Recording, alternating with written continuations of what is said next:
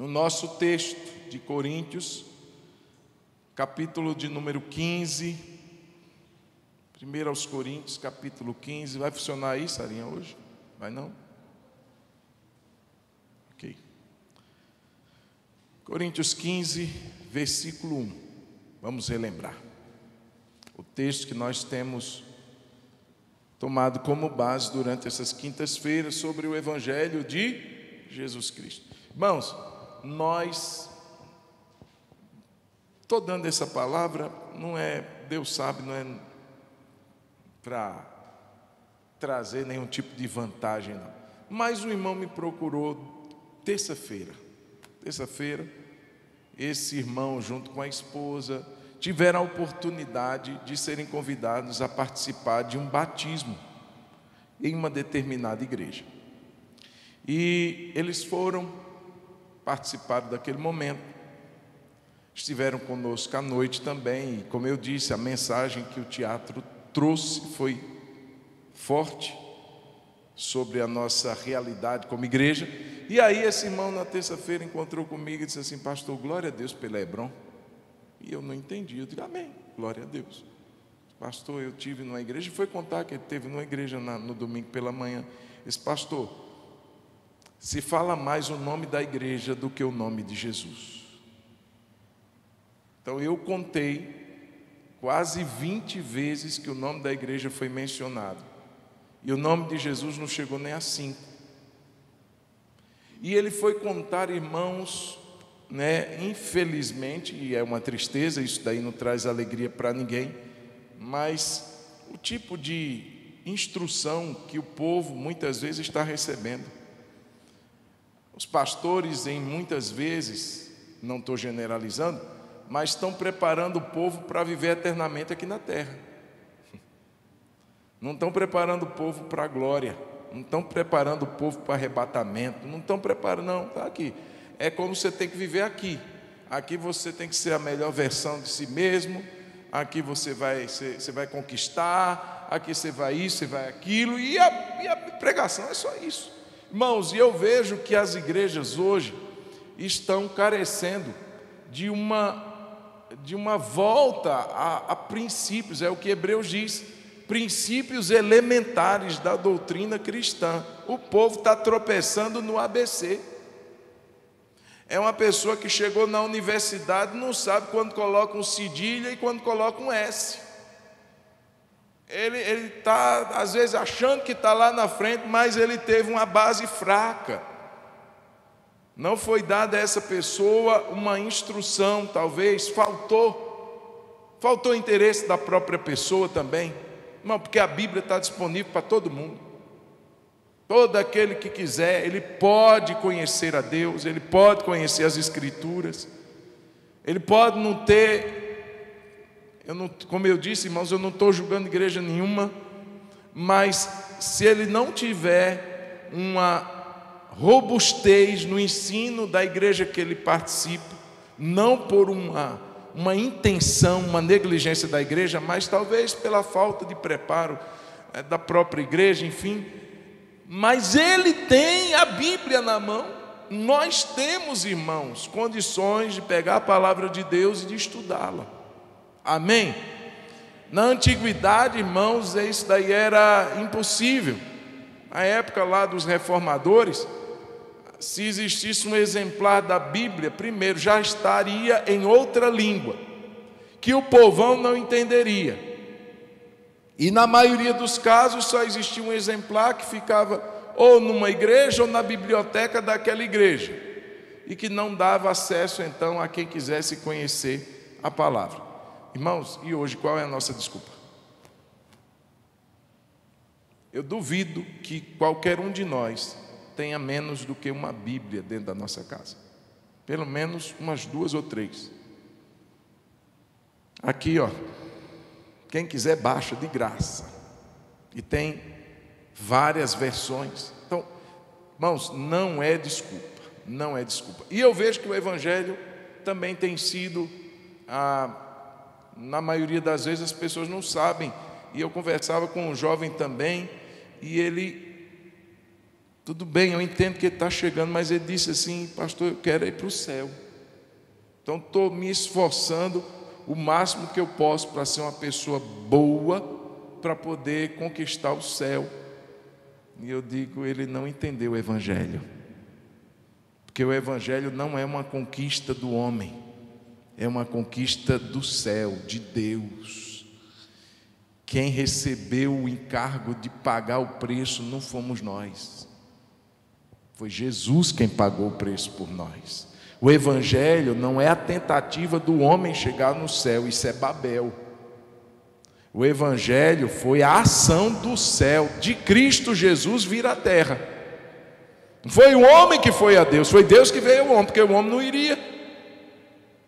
Nascido em pecado, corrompido desde a sua concepção, ele jamais, não há, Romanos 3,10, não há um justo sequer. Não há quem busque a Deus, não há quem entenda. Todos se extraviaram e juntamente se tornaram inúteis. Mas graças a Deus que Jesus veio estabelecer esse elo, essa ponte, esse relacionamento que foi partido e quebrado com o pecado, e nos tirar dessa lama, nos tirar dessa condenação. O céu foi vitorioso, irmão. Jesus prevaleceu na cruz do Calvário, e a gente vai para o céu, não é pelos méritos que temos, é pelos méritos de Cristo, pelos méritos de Jesus. É por causa dele que nós vamos para o céu. Amém, irmãos? E Coríntios capítulo 15, versículo 1 vai dizer assim: irmãos, venho lembrar-lhes. Venho o quê? Lembrar. A gente precisa lembrar o Evangelho.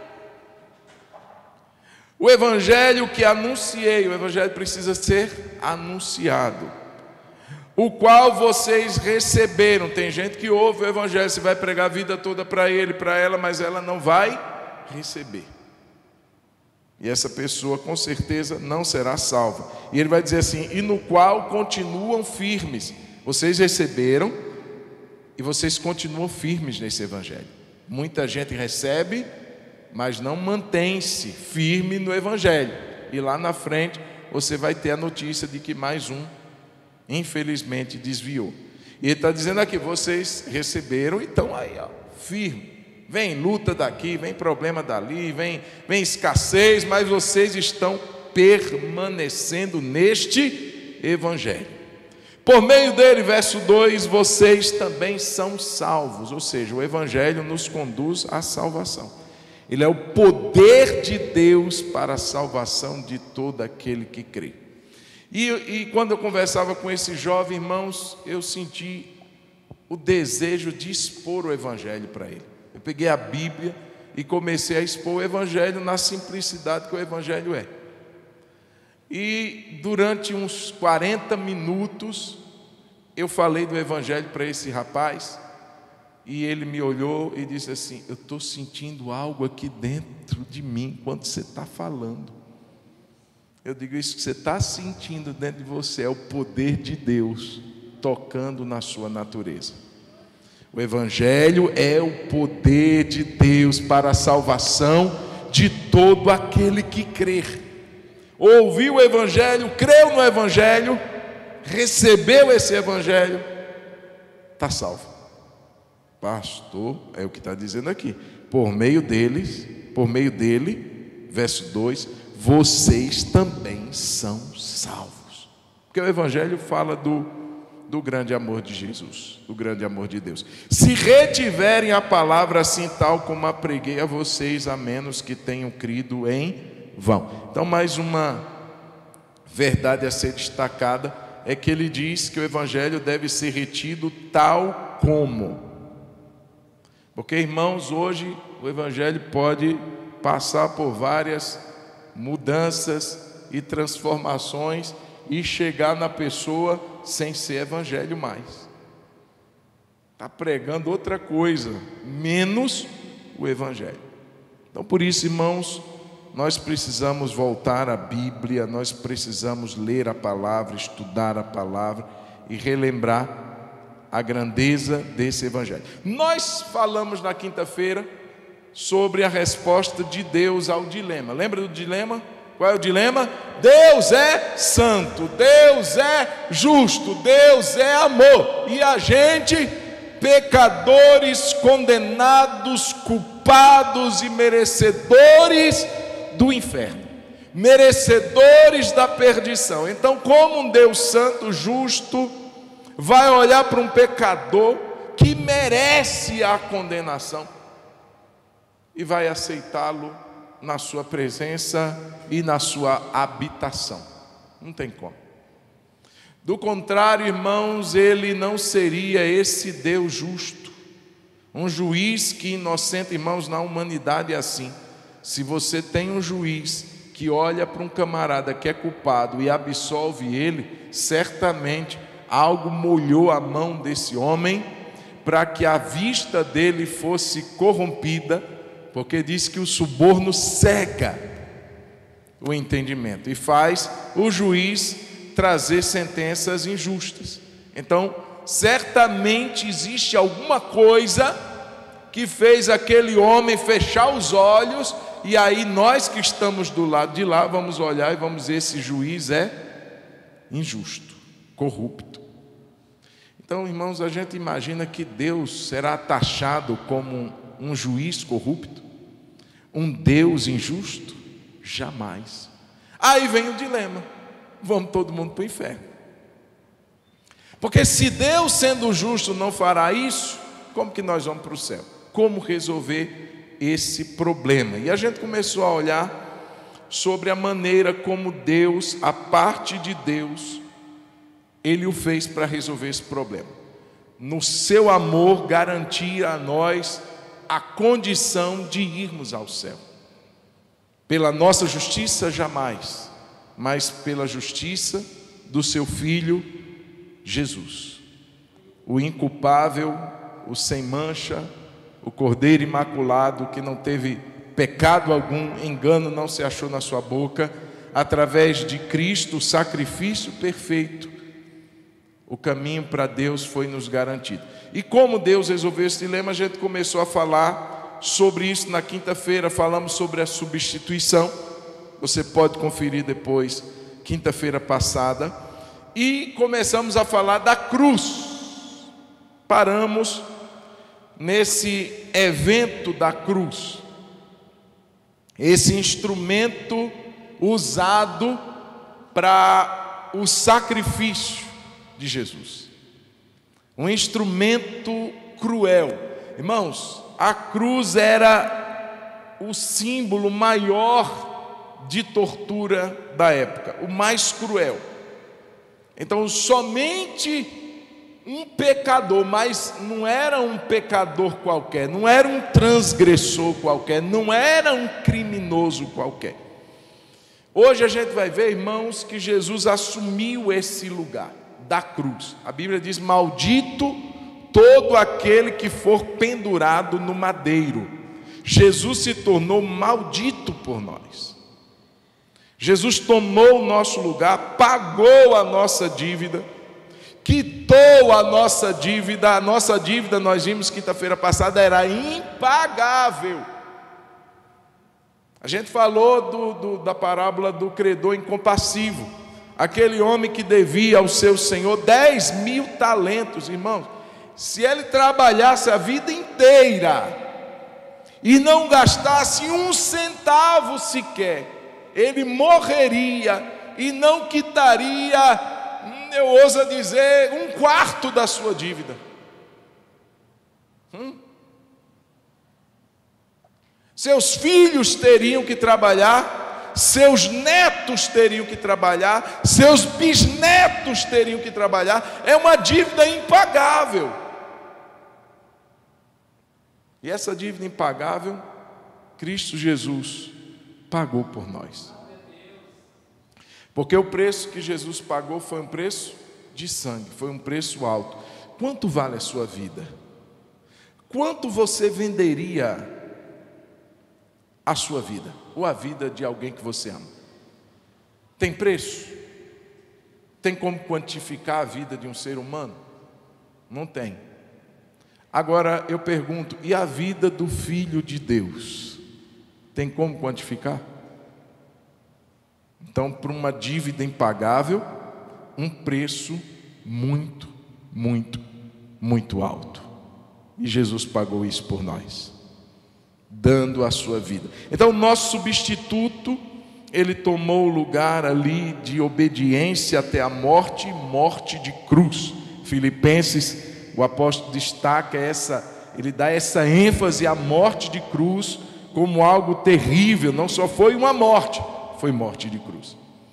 E então Jesus tomou os nossos pecados, nós vimos isso na quinta passada, mas eu quero falar hoje, irmãos, dando seguimento a essa realidade da cruz, como a resposta de Deus a este dilema, que Jesus, ele sofreu a nossa maldição, como eu falei agora há pouco.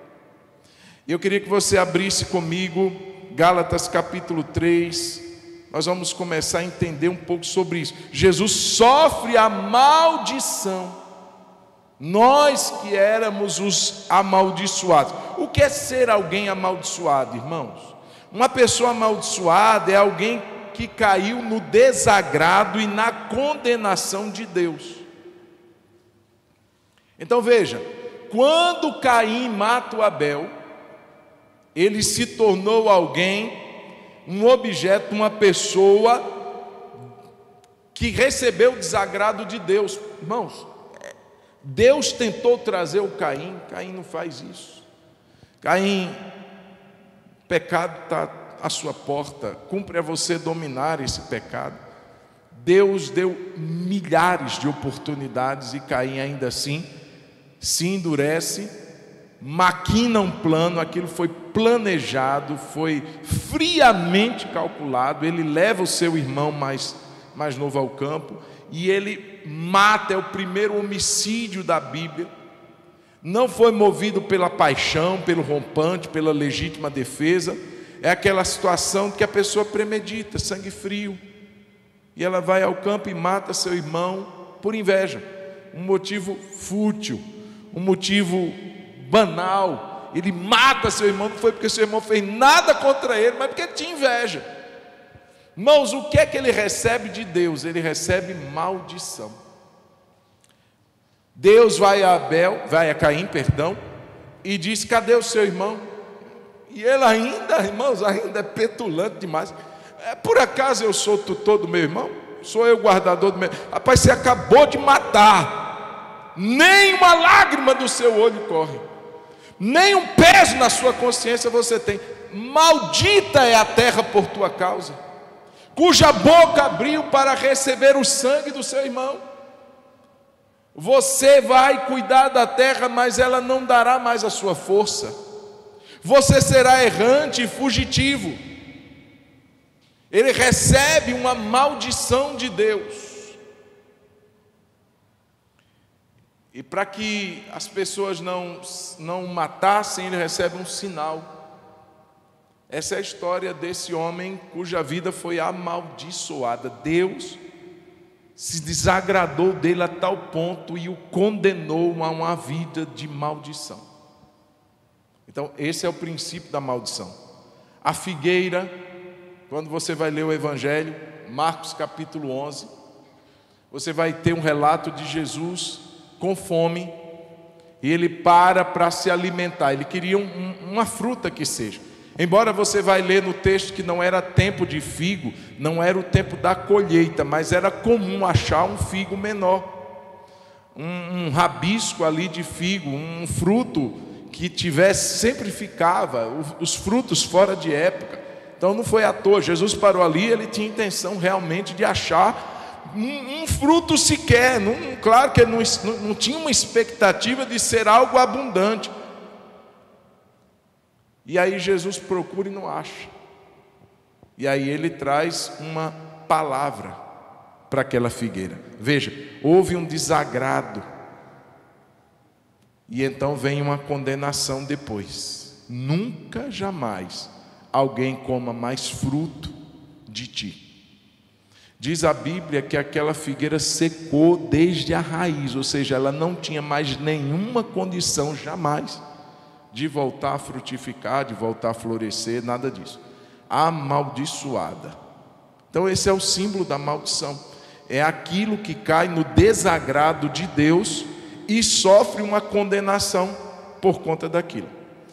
Muito bem, nós estávamos nessa mesma condição, eu e você, no desagrado de Deus e, portanto, condenados por Ele. Gálatas capítulo 3, versículo 10, vai dizer assim: pois todos os que são das obras da lei, os que colocam sua confiança nas obras da lei, em cumprir toda a lei, todas as exigências da lei nos mínimos detalhes, ele vai dizer: todos os que são das obras da lei estão debaixo de maldição. Por quê? Porque está escrito: maldito todo aquele que não permanecer em todas, grifo, todas, em todas as coisas escritas no livro da lei para praticá-las. O que é isso, pastor? Vamos entender aqui. Por que essa maldição veio sobre o homem? Porque, irmãos, existia um modelo de vida que Deus exigia dos homens, que era mostrado na lei. Você não vai matar, não vai adulterar, não vai isso, não vai aquilo, não vai honrar, não vai ter deuses além de mim. Existia um padrão que Deus exigia. E aqueles que colocavam a sua confiança nas obras da lei, ou seja, eu vou cumprir toda a lei, ninguém jamais conseguiu.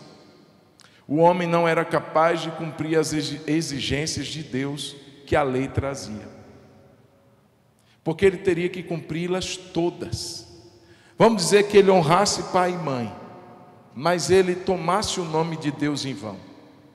Mas dos 10 eu guardei 9, você é maldito. Tem que guardar toda. Maldito todo aquele que não permanecer em todas as coisas escritas no livro da lei para praticá-las.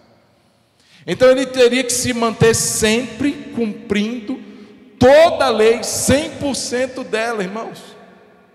Nenhum homem, porque a lei, diz Paulo, a lei é espiritual, mas eu sou carnal. Existe uma incompatibilidade. Eu não consigo, como carnal, cumprir uma lei que é espiritual. Portanto, todos estão debaixo de maldição. Todos caíram no desagrado de Deus e, portanto, todos estão condenados.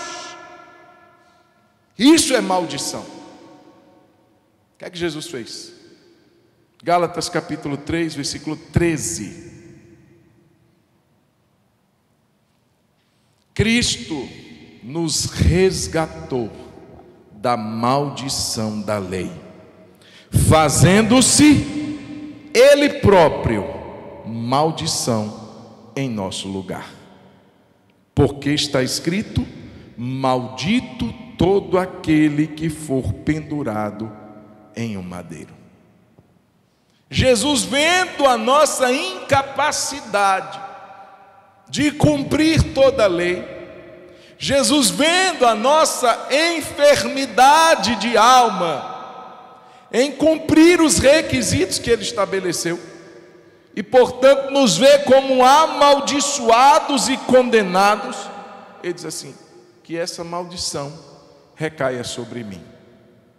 E Ele então se oferece para se tornar amaldiçoado por Deus no nosso lugar. Maldito todo aquele que for pendurado no madeiro. Eu estava lendo o texto de Deuteronômio hoje. Coloca para a gente, Sara, Deuteronômio 21. Esse texto é muito interessante, porque fala desse preceito do madeiro. É Deuteronômio, 21, verso 22.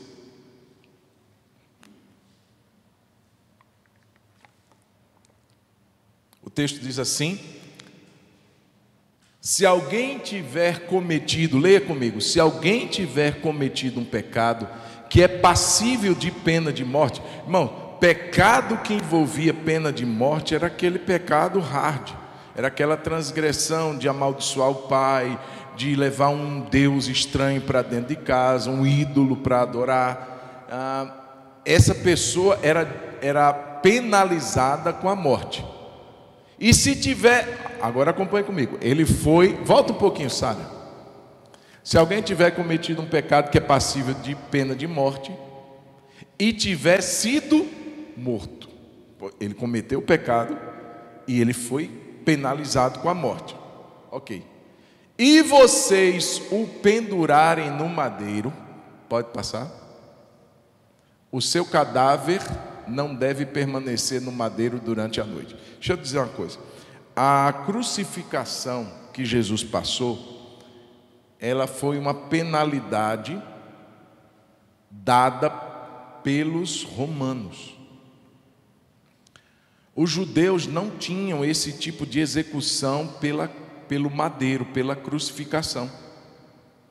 Só que você pergunta, e aí? Aí você viu a ordem.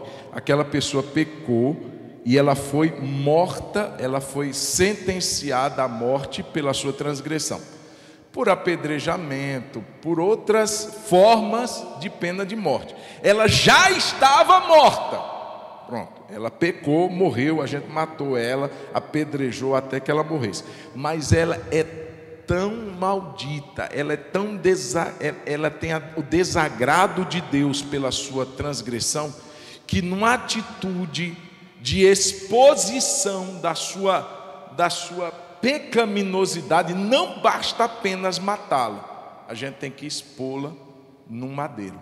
Então pegava o defunto, levava para o madeiro e pendurava o cadáver lá, para uma exposição pública de que aquela pessoa não era só um pecador, era um pecador desgraçado e que precisava estar num madeiro exposto publicamente para a vergonha pública.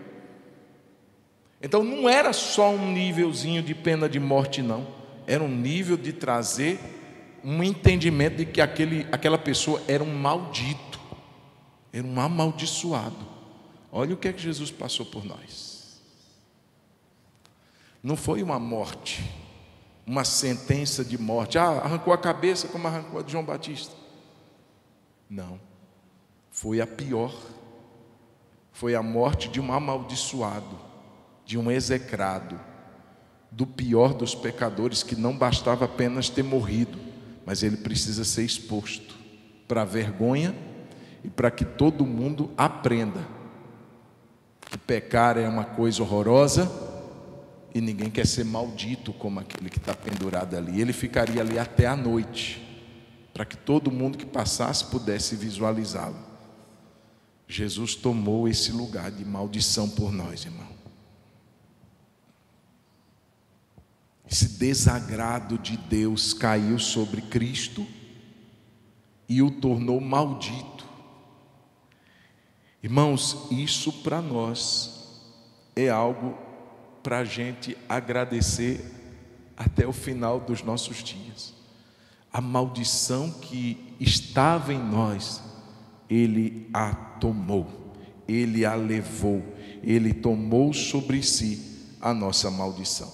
Maldito de Deus. Era assim conosco, mas Ele tirou. E hoje nós somos benditos de Deus. Benditos, abençoados. Paulo, quando vai fazer a sua oração lá em Efésios, bendito Deus e Pai de nosso Senhor Jesus Cristo, o qual nos abençoou com toda sorte de bênçãos espirituais nas regiões celestiais em Cristo Jesus. De malditos Ele nos tornou abençoados, de pessoas execradas, desgraçadas, Ele nos tornou abençoados e benditos do Pai, tomando o nosso lugar na cruz. Jesus foi abandonado por Deus. Diga, abandonado por Deus. Diga para quem está do seu lado, além de se tornar maldição,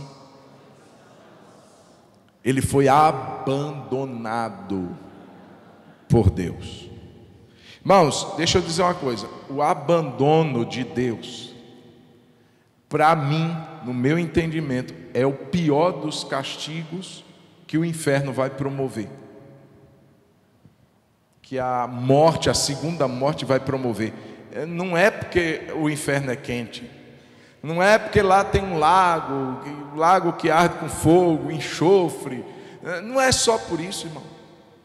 Alguém já disse, se Deus fosse determinar que o céu seria parecido com o inferno, mas lá ele estivesse, o inferno seria céu, porque o que faz o inferno ser inferno é a falta, é a ausência da presença de Deus. Deus não está lá, é o inferno. O céu seria o inferno se Deus lá não estivesse. Olha o que é que diz 2 Tessalonicenses capítulo 1, versículo 8. Eu queria só que você entendesse essa condição do resultado do inferno aterrorizante, da condenação, como o abandono da presença de Deus. Olha o que diz 2 Tessalonicenses capítulo 1, versículo 8. Vai dizer assim, que Jesus vai voltar em chama de fogo, tomando vingança contra os que não conhecem a Deus e contra os que não obedecem ao Evangelho de nosso Senhor Jesus.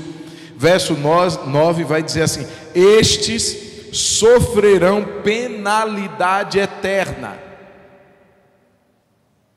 ou penalidade de eterna destruição. Como é que uma pessoa é destruída eternamente, irmãos? Porque a gente acha que destruir é assim, ó, destruiu. Não, mas uma destruição eterna, a pessoa vai sendo destruída eternamente. A pessoa nunca para de ser destruída. Irmãos, a gente não sabe o que é esse tipo de condenação, não.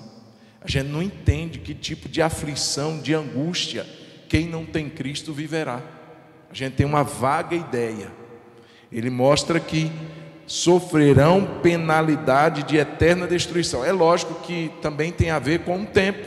A pessoa não vai sair de lá. Como alguns defendem que não existirá inferno porque Deus não faria isso com as pessoas. Então as pessoas morrem e vira poeira espacial, sei lá o que, e deixam de existir. A Bíblia traz exatamente o contrário.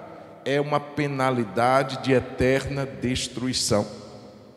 Agora olha o que diz depois: banidos da face do Senhor e da glória do seu poder.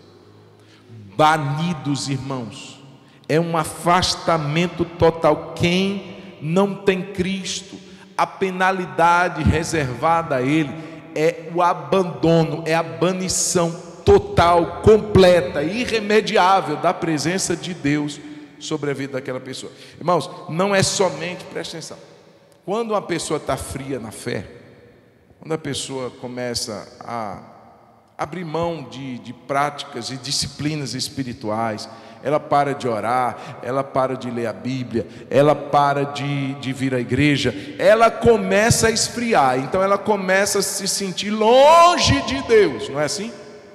É ou não é? Ela vai se sentindo longe, vai se sentindo afastada, parece que Deus está a léguas. Aí você acha que é isso que significa o abandono de Deus. Aí a gente pensa que foi isso que Cristo viveu. Não foi não. Não foi não. Sabe por que não foi? Porque existe uma diferença dessa condição para quem foi banido, abandonado por Deus. Porque, irmãos, um pecador que se afasta em pecado, ele para de buscar Deus, ele para de orar, ele para de congregar, ele se afunda no pecado. Na hora que Deus o toca e ele cai em si e ele se arrepende, na hora em que ele vai a Deus arrependido e confessando o seu pecado, ele é renovado na presença de Deus. Ele volta a sentir a alegria da salvação. Ele começa a ter novamente aquele amor, oh Deus, e lágrimas ainda quentes descem dos seus olhos, porque ele começa a sentir a presença de Deus novamente, porque Deus não o abandonou, foi ele que se afastou de Deus. Então ele volta, a Bíblia diz: chegai-vos a Deus, e ele se achegará a vós outros. Agora, o abandonado por Deus é outra condição. Aquele que foi banido da presença de Deus, ele foi... Você sabe o que significa banir? Banir significa expulsar e proibir a entrada. É como se dissesse assim, para a rua. Então a pessoa será expulsa de fato, ela não está sendo convidada, não, ela será obrigada a sair e proibida a voltar, mesmo que ela queira, mesmo que ela com lágrimas busque isso, mesmo que ela peça, meu Deus, não, ela foi banida, a porta fechou. Essa é a condenação do inferno, do abandono de Deus. E deixa eu te dizer uma coisa, Jesus viveu exatamente o abandono de Deus por nossa causa.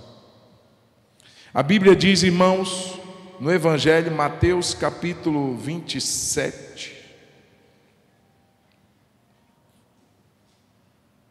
Mateus 27, 46, texto que nós conhecemos, vai dizer assim: por volta das 3 horas da tarde, Jesus clamou em alta voz, dizendo: Eli, Eli, lema sabachthani, que quer dizer: Deus meu, por que me desamparaste ou me abandonaste? Jesus, irmãos, não é que eu estou falando de alguém que vivia em perfeita, plena comunhão com Deus durante toda a eternidade. Jesus, irmão, não existia uma sintonia maior de alguém com Deus do que a de Jesus com Deus. Não existia. Jesus aqui, ele foi abandonado. Deus o retira, ou Deus se retira dele. E é como se uma muralha de bronze fosse colocada a ponto de não haver mais conexão entre Deus e Jesus. Veja que essa é uma penalidade do inferno, da condenação. E Jesus a sofreu na hora que ele foi para a cruz. Ele provou o sabor amargo do inferno na cruz do Calvário, por nossa causa. Ele foi abandonado por Deus, para que hoje eu e você tivéssemos livre acesso à presença de Deus. Irmãos, veja o preço que foi pago.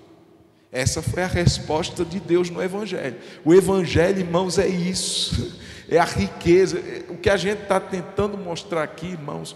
Agora, imagine a realidade em Cristo, Ele vivendo tudo isso, Ele provando a maldição, Ele provando, porque tem gente que acha assim, ele deu uma lapada em Jesus, bateram nele, e bateram uns pregos nele, deve ter doído muito, e pronto, morreu. Não, irmão, tem muito mais envolvido, tem muito mais nesse momento que Jesus vai à cruz, uma banição e uma expulsão completa e plena da presença de Deus. Por que me desamparaste?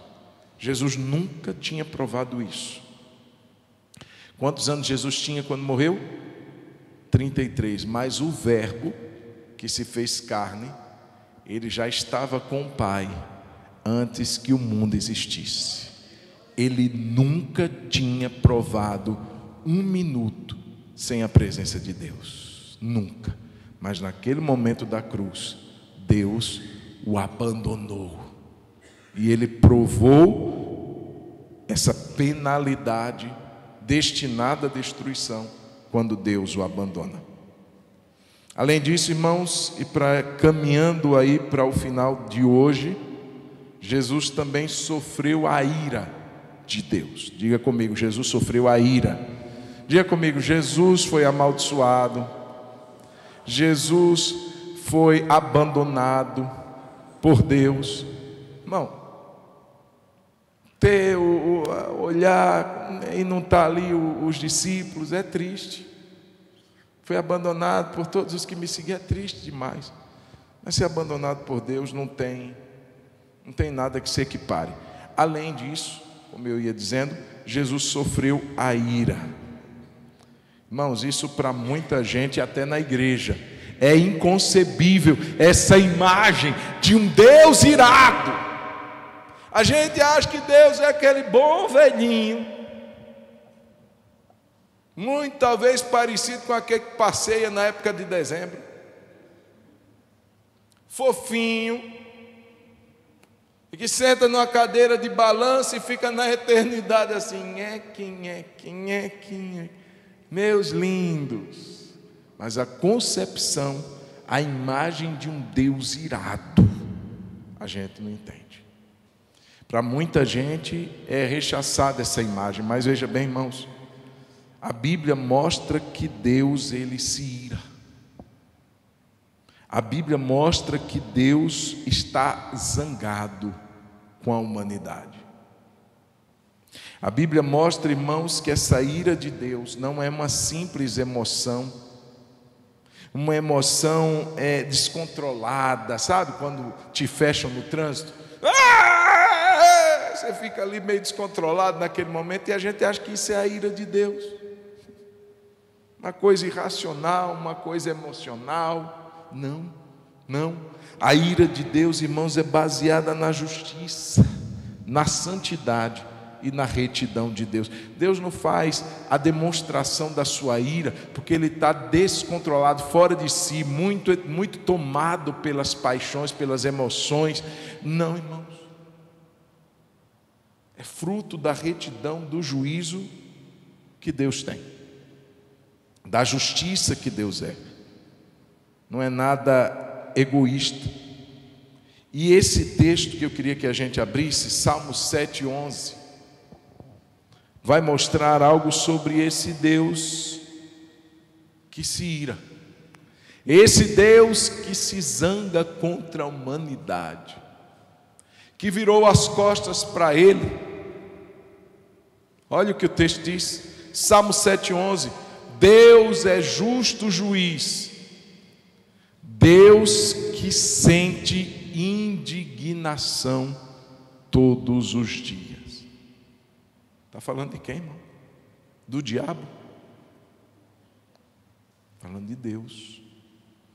Deus sente indignação. O que é indignação, irmãos? É ira, é raiva, é furor. Deus sente, pastor, indignação? Sente, está dizendo ali que todo dia. E é baseado em quê? Na justiça de Deus. É porque Deus é tão justo, irmão. Uma pessoa minimamente justa, que tem valores e princípios corretos, quando ela vê uma injustiça, ela se sente indignada. Agora imagine Deus, que é a própria justiça, cujo caráter é reto, é santo. Imagine, irmãos, que hoje você assista meia hora desses programas policiais que passam na televisão. Você fica indignado. Esses dias, o rapaz entrou no salão que a esposa, a ex-esposa, incontente com a separação, ele premedita, vai até o salão dela e dá 12 facadas nela. Qualquer um que olha para isso, e aquelas violências cometidas contra crianças, e aqueles abusos, e os estupros, imagine que você e eu não vemos tudo. Imagine que Deus, que sabe todas as coisas em tempo real, aliás, Ele já sabe antes que aconteça. Você acha que esse Deus justo vai ficar tranquilo lá no céu? Deus está indignado contra a humanidade. Deus está irado contra a humanidade. Um pouquinho da ira de Deus afundou o mundo antigo em águas. Um pouco da ira de Deus transtornou a humanidade no passado, fazendo descer fogo sobre cidades, consumindo homens, mulheres e crianças. Todo homem é pecador. E alguns ficam do lado de fora, como que um Deus amoroso faz homens e mulheres perecerem por juízo? Deus não está tomado dessa emoção egoísta, não é pensando nele, irmão. Irmão, presta atenção, Deus poderia dizer assim, eu estou indo embora, tá, gente? Vocês ficam aí, se viram. E retirar toda a graça dele e acabou. E esquecer de nós. Ele não precisa nem destruir a gente com fogo, não. Só bastava ele dizer assim, estou indo, tchau. A gente ia se matar, ia se consumir. Um comendo o outro, um matando o outro, um dando paulada no outro, pedrejando o outro, metralhando o outro, jogando granada no outro. Em poucos dias não existiria mais humanidade. Uma ogiva nuclear, bum, acabou o mundo. É isso que ia acontecer. Aí tem um Deus que olha para isso tudo. Você acha que ele vai ficar feliz? Vai não, irmão. Só que essa ira de Deus, eu queria que você lesse comigo Jeremias capítulo 25. Jeremias 25, verso 15. Estamos indo para o final de hoje. Quinta-feira, se Deus quiser, se Deus permitir, tem mais. O Aico me mandou uma mensagem quinta-feira passada, pastor, e os outros textos sobre a ressurreição e a consumação? Não foi, Aico? Eu disse, nas próximas quintas. Exatamente isso. Olha o que diz o texto, irmão, Jeremias 25:15, porque assim me disse o Senhor, o Deus de Israel, pegue o cálice do vinho do meu furor. Cálice do vinho de quê? O que é que tem dentro desse cálice? Furor, ira, indignação. E ele diz assim, que está em minha mão, e faça com que bebam dele todas as nações às quais eu o enviar. Você vai ver que no Apocalipse existem os cálices que serão derramados. É assim que é retratada a justiça de Deus, a ira de Deus, o cálice da ira, o cálice da indignação. O que foi que Jesus fez? Mateus 26:39. Olha o que diz. E adiantando-se um pouco, prostrou-se sobre o seu rosto e orando, dizendo, meu Pai, se possível, que passe de mim este... Que cálice Jesus está falando, irmão? Daí, não é da cruz, não, irmão. Não é de chicotada, isso é fichinha. Isso é café pequeno. Isso é ira dos homens, irmão. Injusta, desmedida, mas é fichinha. Os cristãos, a gente viu aqui na peça, passaram por coisas tão duras quanto. Muitos foram crucificados igual Jesus foi. E iam cantando às vezes. Diante das feras estão lá cantando, orando, adorando, e as feras rasgando o corpo deles. Você acha que Jesus estava preocupado com isso? Não era esse cálice que Jesus estava temendo, irmão. Era o cálice da ira de Deus. Toda a ira de Deus preparada sobre a humanidade, Jesus toma esse cálice quando ele vai para a cruz. Ele recebe a ira de Deus, para que hoje, Isaías capítulo 53, versículo 4, versículo 5, só o versículo 5 para a gente adiantar, sabe? Vai dizer assim, mas ele foi traspassado por causa das nossas transgressões, esmagado por causa das nossas iniquidades, e o texto diz, o castigo que nos traz a paz estava sobre ele. Para termos paz, Jesus foi castigado. Qual foi o castigo? O cálice que ele teve que beber. Esse cálice que Jesus toma, trouxe a nós a paz. A ira que Jesus bebe, bebe o cálice todo, não fica uma gota sequer. É tanto que ele chega ao final e diz, está consumado. completou, não tem nada a dever. O cálice foi bebido totalmente para que nós tivéssemos paz. Se tornou maldito para que fôssemos abençoados. Recebeu a ira para que fôssemos livres da ira e tivéssemos paz sobre nós. Irmãos, que amor é esse? Essa foi a resposta de Deus e, portanto, Jesus morre em nosso lugar. Jesus, ele prova a primeira demonstração do juízo de Deus, que foi a morte física, mas que na verdade era um prenúncio do que Apocalipse vai descrever como a segunda morte. A segunda morte é o afastamento total e definitivo. Aqui é a separação do corpo e do espírito, separação dos relacionamentos que temos aqui, separação dessa vida terrena, mas a segunda morte é a separação completa e total de Deus.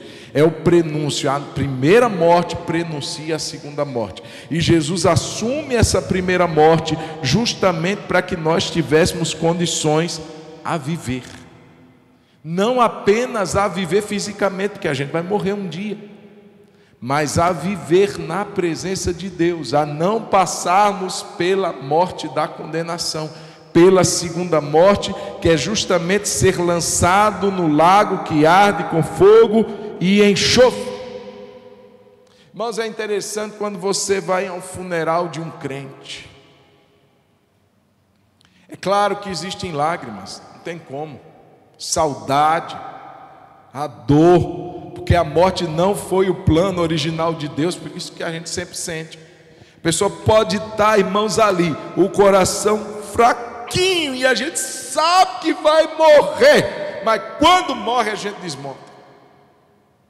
Meu Deus, aquela sombra de morte, aquele peso, aquela angústia de morte. Por quê, irmão? Porque não estava projetado para nós. A morte se inseriu na humanidade. Então Jesus veio para provar isso. Jesus veio para tomar esse lugar de ser condenado à morte física. Mas também, por que não dizer, quando a gente fala sobre beber a ira de Deus, sobre ser abandonado por Deus, sobre ser amaldiçoado por Deus, ele prova os sabores da segunda morte também. Então ele toma o nosso lugar para mostrar não apenas que ele seria um mártir, mas que ele seria o redentor da humanidade. O mártir, o Tiradentes foi.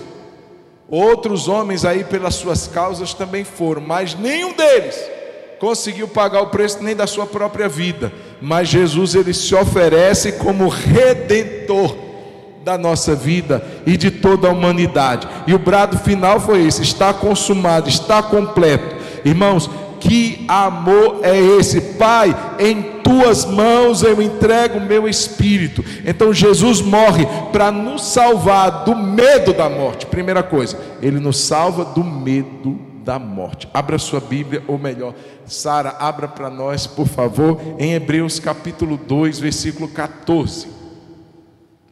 Então Jesus nos livra e nos salva do medo da morte. Irmão, não sei se alguém fica pensando todo dia, a não ser que esteja em depressão, mas ninguém fica assim pensando todo dia sobre a sua morte. Mas eu vou dizer uma coisa, irmãos: o crente, ele tem uma mentalidade diferente quando ele pensa sobre a morte. Tem outros que, por não terem Jesus, não aceitam nem ouvir falar do nome morte, não conversam sobre isso. A gente até brinca, né?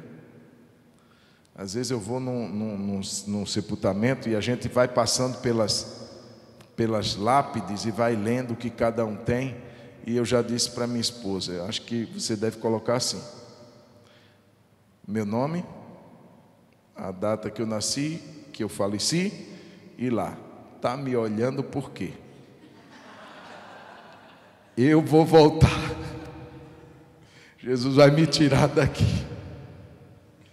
A gente brinca. É lógico, irmão, ninguém está desprezando ou menosprezando esse inimigo que um dia há de ser derrotado, que é a morte.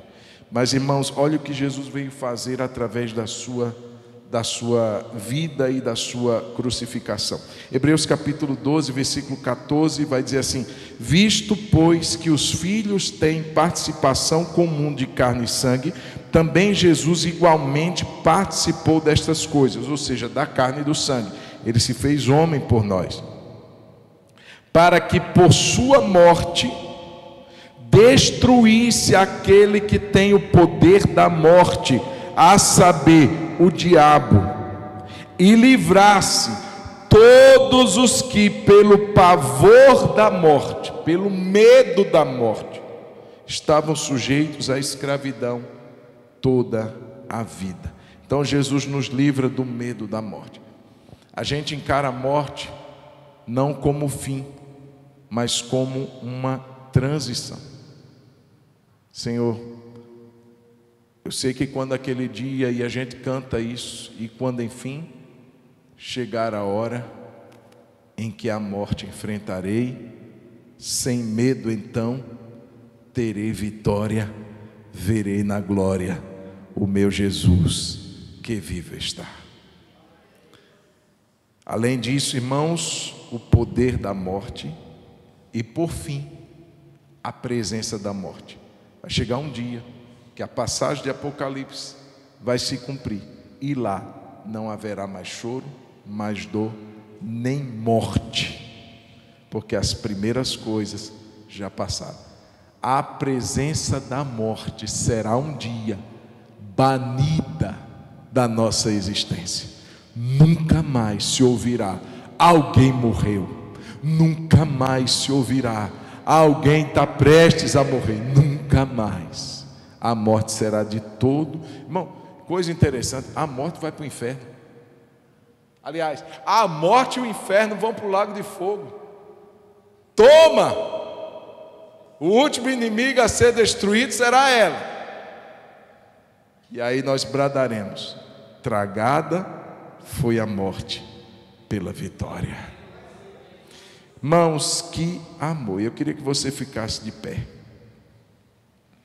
Jesus consumou. Coloca para mim esse último texto que a gente vai ler de pé, 2 Coríntios capítulo 5, versículo 15.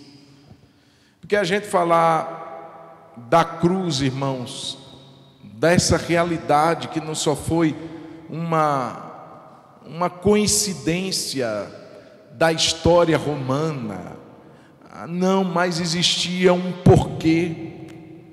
Ser feito maldito, sofrer a ira de Deus, beber o cálice da ira, ser abandonado. Irmãos, foi uma resposta de Deus ao dilema de que o homem que merecia o inferno, ele vai ter a chance de mudar a rota e ir para o céu. Eu vou prover para o homem, para a humanidade, uma alternativa para ele chegar à minha presença. Semana que vem a gente vai falar sobre a ressurreição. Semana que vem a gente vai falar sobre a consumação. E eu queria que você estivesse aqui, mas eu queria que a gente encerrasse lendo o texto de 2 Coríntios capítulo 5, versículo 15. E ele morreu, vamos ler todo mundo junto? E ele morreu por todos, para que os que vivem não vivam mais para si mesmos, mas para aquele que por eles morreu e ressuscitou. O que esse texto está dizendo, irmãos? Não tem como essa realidade da morte de Jesus não nos afetar. Ah, beleza, legal, Jesus se fez maldito, sofreu a ira, pagou os meus pecados, tomou o meu lugar. Joia. E ir para casa como se nada tivesse acontecido. E isso não nos afetar em nada. Ele morreu. Olha o que o texto diz. Volta. E ele morreu por todos, para que os que vivem. Quem vive aqui nessa noite? Então isso tem a ver conosco. Para que os que vivem não vivam mais para si mesmos. Uau, pastor, que bênção, né? Deus deu a vida de Jesus para mim, para me livrar, para me tornar abençoado, para ele, agora. Mas não é para isso. Não é para você viver para você mesmo, mas para que agora a gente viva para aquele que por nós morreu e ressuscitou. Você tem vida com abundância, meu irmão. Você tem a bênção de Deus, você tem a presença de Deus, mas você foi chamado, não foi para viver para você, foi para viver para Ele, para Jesus que por você morreu e ressuscitou. Isso implica uma devoção, uma consagração, uma entrega a Ele. É quando eu me volto para Ele. Jesus, eu estava indo para o inferno, eu ia perecer, ia morrer eternamente, mas o Senhor me amou, o Senhor me resgatou, e eu não posso viver o resto da minha vida só pensando em mim, nos meus sonhos e objetivos e amém. Não, eu tenho que viver para Ele, irmão. Eu tenho que me entregar a Ele, eu tenho que servi-lo, amá-lo, anunciá-lo e servi-lo. Tem que me afetar, tem que mexer comigo. A morte de Jesus não foi qualquer coisa. A morte de Jesus deve me levar a uma transformação de vida, de dentro para fora. Fecha os olhos, vamos orar. Aleluia.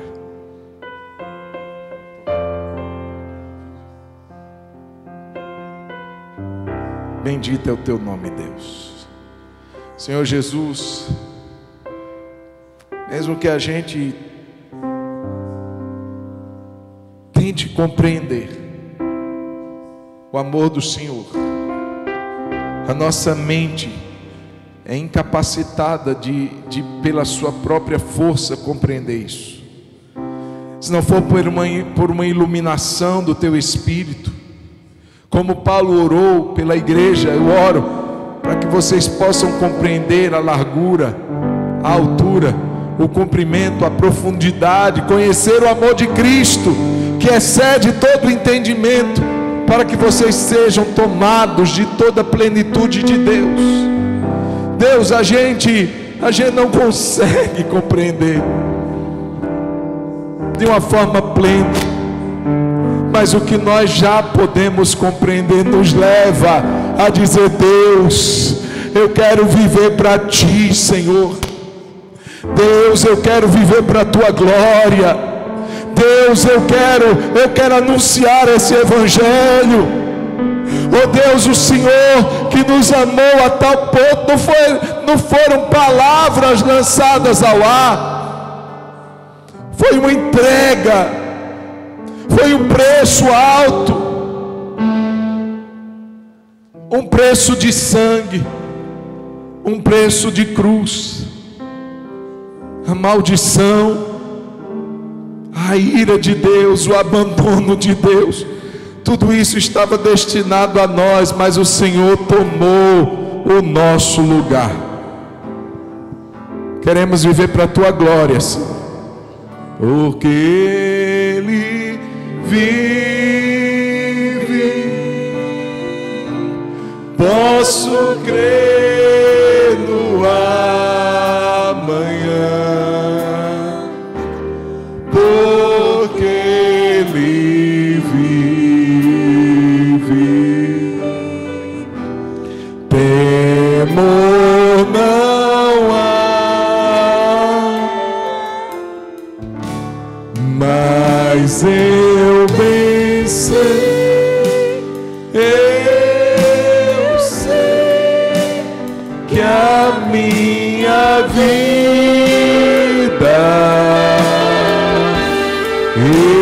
está nas mãos do meu Jesus, que vive está.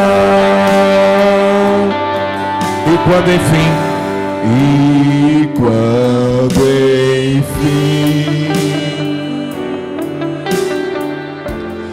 chegar a hora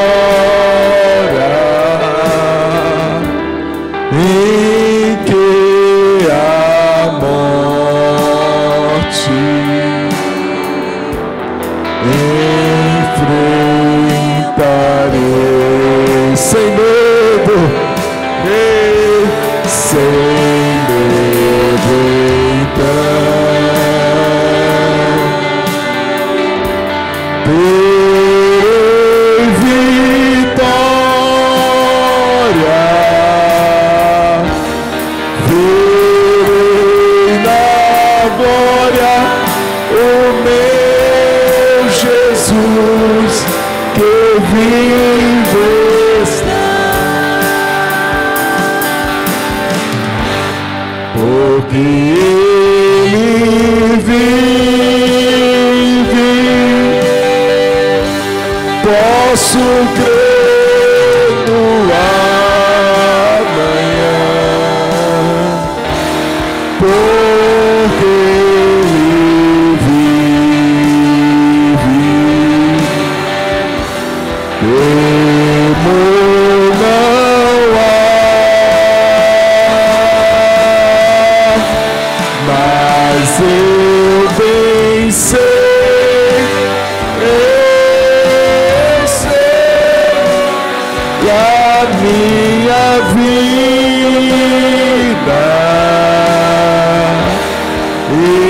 está nas mãos do meu Jesus que vive está.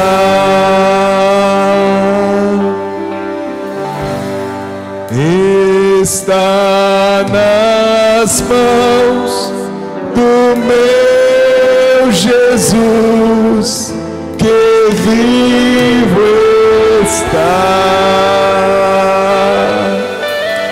Aleluia! Você pode aplaudir a Jesus?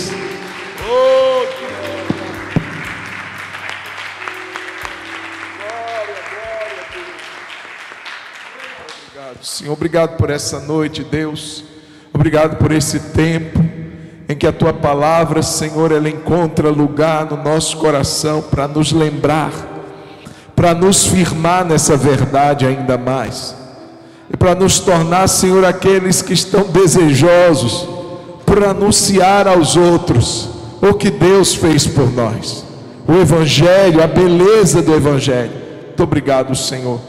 E eu te peço agora que o Senhor abençoe o nosso retorno, que o Senhor nos leve em paz e segurança, que o Senhor nos livre do mal, nos dê uma noite abençoada, um final de semana que se aproxima abençoado. Em nome de Jesus eu oro e te agradeço pelas programações que teremos, todas elas sejam de edificação e para glorificação do teu nome, Pai, em nome de Jesus. Que a graça de nosso Senhor Jesus, que o amor de Deus, o nosso Pai, e que o consolo do Espírito Santo seja sobre todos nós, seu povo, hoje e para sempre. Amém. Deus abençoe a sua vida. Dê um abraço, 2,